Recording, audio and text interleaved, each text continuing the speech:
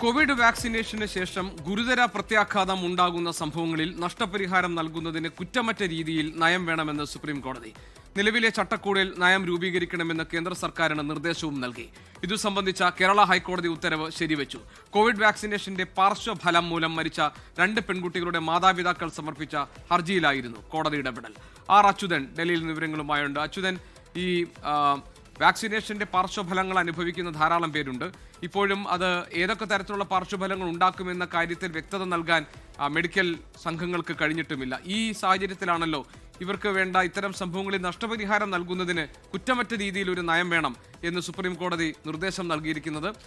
ഏത് case പരിഗണിക്കുമ്പോഴാണ് supreme കോടതി ഇങ്ങനെയൊരു നിർദ്ദേശം നൽകുന്നത്? എന്താണ് ഈ ഉത്തരവിന്റെ മറ്റു വിശദാംശങ്ങൾ?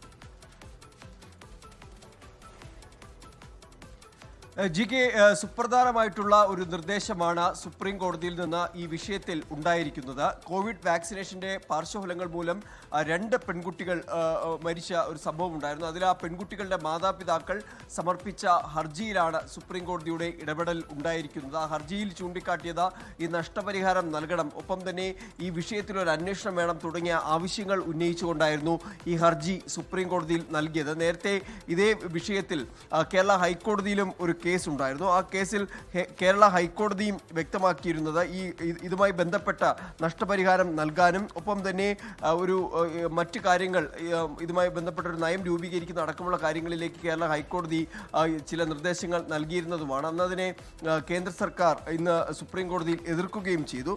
ഇന്നിപ്പോൾ കോടതി വ്യക്തമാക്കിയിരിക്കുന്ന കാര്യങ്ങൾ ഈ നഷ്ടപരിഹാരം നൽകുന്നതിന് കുറ്റമറ്റ രീതിയിൽ നയം വേണം എന്നാണ് സുപ്രീം കോടതി വ്യക്തമാക്കിയിരിക്കുന്നത്. ഇതുമായി ബന്ധപ്പെട്ട നിർദ്ദേശം കേന്ദ്ര സർക്കാരിന് നൽകിയിരിക്കുന്നു.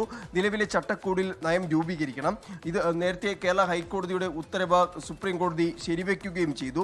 നഷ്ടപരിഹാരം നൽകുന്നതിൽ കേന്ദ്രത്തിന് അന്തിമ തീരുമാനമെടുക്കാം തുടങ്ങിയ നിർദ്ദേശങ്ങളാണ് സുപ്രീം കോടതി ഇതുമായി ബന്ധപ്പെട്ട് നൽകിയിരിക്കുന്നത്. എന്നാൽ ഇന്ന് കേന്ദ്രം അറിയിച്ചൊരു കാര്യമെന്നുള്ളത് ഈ കോവിഡ് വാക്സിനേഷനുമായി ബന്ധപ്പെട്ട മരണങ്ങൾക്ക് നഷ്ടപരിഹാരം നൽകുന്ന ഒരു നയവും ഈ ദുരന്ത നിവാരണ നിയമപ്രകാരം നിലവിലില്ല എന്ന് പറയുകയുമുണ്ടായി. എന്തായാലും ഈ സാഹചര്യത്തിൽ കൂടിയാണ് ഇതിൻ്റെ അന്തിമ തീരുമാനം കേന്ദ്രത്തോടെടുക്കാൻ തന്നെ സുപ്രീം കോടതി ഇപ്പോൾ നിർദ്ദേശിച്ചിരിക്കുന്നത്. ജി.കെ, ശരി. ഇപ്പോൾ ഡൽഹിയിൽ നിന്ന് അച്യുതനാണ് വിശദാംശങ്ങൾ നൽകിയത്.